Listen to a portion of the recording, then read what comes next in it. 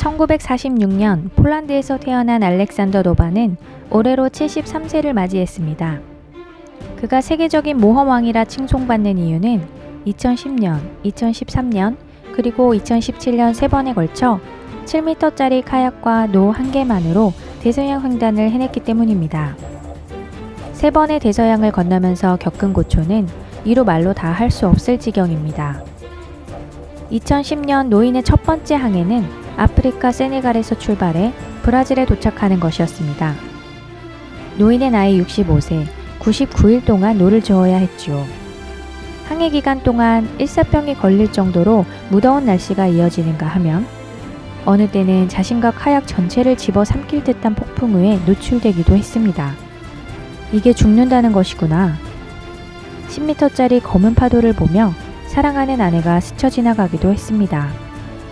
노인이 사용한 카약에는 자신의 몸뿐만이 아니라 항해 기간 동안의 식량, 안전도구 등 모든 짐을 적재해야 하는데 약 680kg에 이릅니다. 홀로 대서양을 건넌다는 데에서 비롯되는 감당하기 어려운 두려움, 외로움 등의 감정 부분들을 차치한다 하더라도 장시간 이런 상태의 카약을 운행한다는 건 아무리 건장한 청년이라 할지라도 결코 쉬운 일이 아닙니다. 노를 저을 때마다 노 끝을 타고 바닷물이 카약 안으로 흘러들어와 무거워지고 그러면 노인은 균형을 잃지 않은 채 좁은 카약 안에서 바닷물을 퍼내야 하기도 합니다. 한 번은 키가 고장나서 목숨이 경각에 처했었는데 다행히 우연히 지나가던 외항선의 도움으로 긴급 수리를 할 수 있었습니다. 3시간 이상 잠을 자는 건 사치입니다. 모두 쪽잠입니다. 생존하기 위해 노인은 이 3가지를 반드시 사랑해야만 했습니다. 인내심, 외로움, 그리고 두려움. 첫 번째 항해에서 노인이 노를 저은 거리는 5,500km에 이릅니다.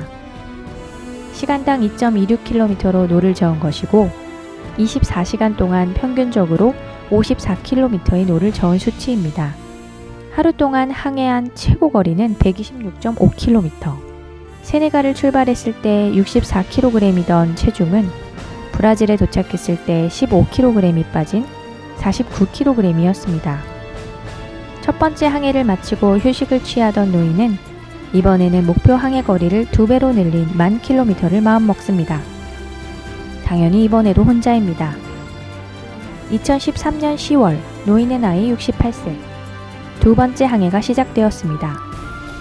포르투갈의 리스본에서 출발한 카약은 167일 후 미국 플로리다에 도착하게 됩니다. 무려 12,437km를 홀로 노를 저은 것입니다. 이 루트에는 지나가는 배나 비행기가 자주 실종된다는 버뮤다 마의 삼각지대가 있었습니다. 하지만 이조차도 노인의 열정을 집어삼키지 못했죠.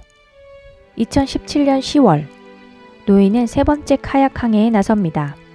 미국 뉴저지의 바네갓만에서 출발해 프랑스 르콩케 항구로 진입하는 것입니다.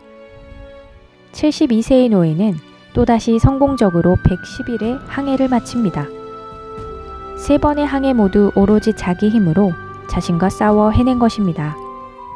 좁은 카약에서 절뚝거리며 내리는 노인이 말했습니다. 피곤하고 지쳤지만 행복합니다. 신문기자가 물었습니다. 알렉산더 도바, 또 항해에 도전할 건가요?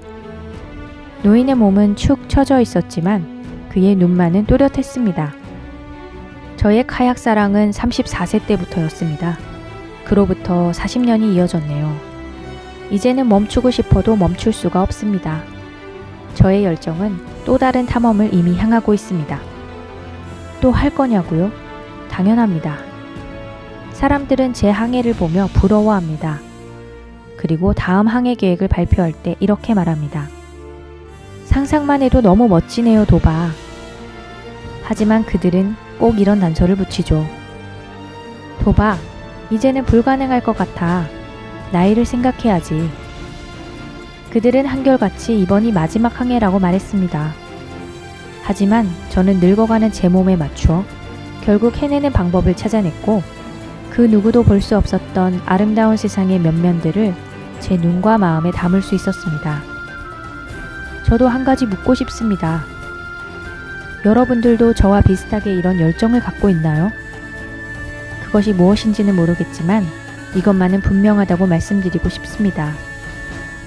70세의 노인이 해냈다면 당신은? 당연히 할 수 있습니다.